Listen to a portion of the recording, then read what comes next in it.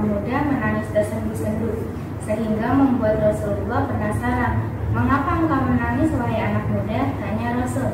"Aku terlalu banyak dosa, aku takut jika Allah akan marah kepadaku." "Ya Rasul," jawab pemuda itu, "apakah engkau telah menyekutukan Allah dengan sesuatu, atau engkau membunuh orang yang tidak bersalah?" Tanya Rasulullah. "Tidak ya Rasul, saya tidak pernah melakukan kedua perbuatan itu," jawab sang pemuda.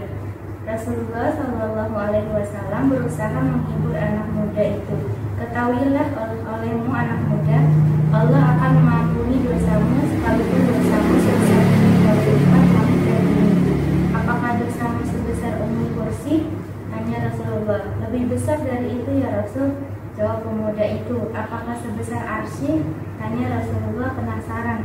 "Saya kira lebih besar dari itu ya Rasul," jawab sang pemuda di tengah isak tangisnya. "Sebenarnya dosa apa yang engkau lakukan? Coba kau katakan kepadaku," pinta Rasul. "Sesungguhnya saya malu untuk mengatakannya," jawab pemuda itu. "Jika tidak kamu katakan, maka dosa itu akan tetap membebani jiwamu," ujuk Rasulullah. Pemuda itu terdiam, kepalanya menunduk melihat lantai masjid. Ia mulai memberanikan diri untuk mengatakan apa yang telah ia perbuat. 7 tahun saya bekerja sebagai penggali kubur. Suatu ketika ada mayat kaum Ansor. Ia masih cantik dan masih gadis dan sangat cantik. Secara diam-diam saya menggali kuburannya, lalu kubuka kain kafannya. Awalnya saya ingin meninggalkannya, tetapi syahwat saya bergelora. Maka aku lampiaskan syahwatku dengan menzinahi mayat itu sampai puas. Setelah itu saya tinggalkan begitu saja. Beberapa langkah saya hendak pergi meninggalkan kuburan itu, tiba-tiba mayat itu bangkit dan berkata, "Sungguh celaka engkau, wahai pemuda. Apakah engkau tidak malu kepada Tuhan yang telah membalasmu di hari kiamat? Pada saat semua orang dituntut balas, engkau membiarkan aku dalam keadaan telanjang dan berhadas besar di hadapan Tuhanku." Mendengar pengakuan pemuda itu, Rasulullah SAW sangat marah dan seketika itu berdiri dan berkata, "Wahai pemuda fasik, tempatmu memang pantas di neraka. Keluarlah dari tempat ini." Sang pemuda keluar dengan hati yang hancur dan jiwa tak bersemangat. Tak ada harapan baginya untuk mendapatkan pengampunan dari dosanya. Sebenarnya ia ingin bertobat dengan sebenar-benarnya kepada Allah. Dia terus melangkah tanpa tahu arah dan tujuan. Nabi ingin mendengar petunjuk langsung dari Allah tentang peristiwa yang baru saja beliau dengarkan. Di sisi lain, pemuda itu kemudian pergi menyendiri dalam sebuah gua di gunung.